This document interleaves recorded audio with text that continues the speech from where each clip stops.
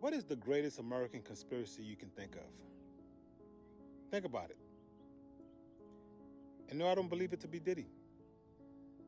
It's something much grander than that. I'll go. Let's take a humorous look at serious intelligence at work.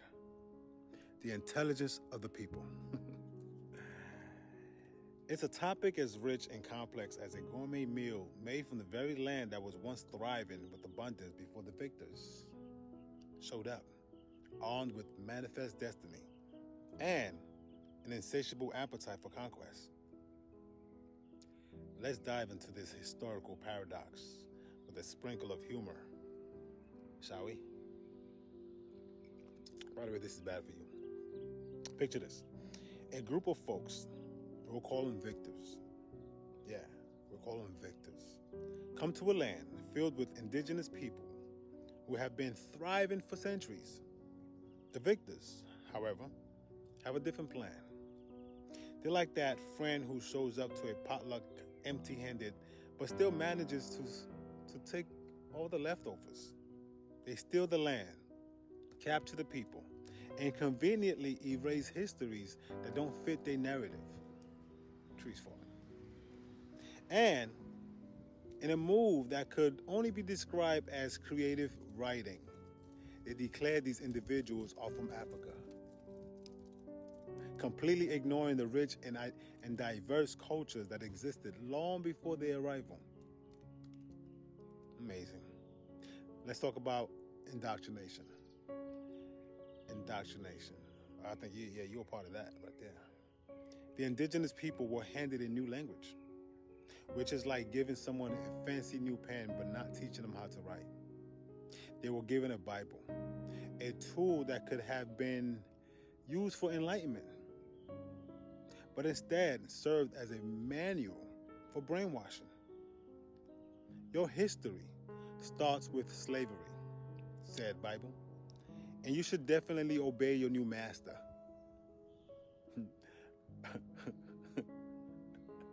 While the indigenous people were like, wait, what about the thousands of years we were here before? So as time ticked on, laws changed, but not in the way you might think. It's as if the victors decided to play Monopoly, but removed all the get-out-of-jail-free cards, leaving everyone else scrambling to figure out how they got stuck in the corner of the board without any property. Yes, they crafted laws that looked like progress, but they were really just glittery chains designed to keep the oppressed on the ground, while the wealthy built a capitalist empire. Capitalism. And let's not forget the ingenious agriculture strategies employed by the victors. Oh man, very ingenious. Very ingenious. They literally removed all the female trees from the landscape, ensuring that abundance was replaced by scarcity. Poisonous food, check. Unclean water, check, double check. It's like they were running a bad reality show, Survivor. The Oppressed audition. Where the goal was to see how just how much they could take without anyone calling them out. It's time to call these cocksuckers out. But then there's the government, which claims to be very broke. Very broke every time the people need aid. So sorry, folks, no money for you. While billions are funneled overseas for wars and coups, as if the U.S. is running a global shift store for chaos. Take a little democracy here, a sprinkle of regime there, change here. Yet the tides are turning. The originals, those who have lived on this land long before the victors arrived, are awakening. The ancestors are stirring from their slumber, whispering truths that have long been buried under layers of manipulation and deceit. The real history is bubbling to the surface like a pot of stew left unattended, and the victors are starting to sweat. As 2024 approaches, or I should have said as 2025 approaches, you can almost hear the drum beats of change. There's a civil war looming, not one fought with guns, but the weapons of knowledge, resilience, and unity. The originals are rising. And if history has taught us anything, it's the oppressed have a way of flipping the script.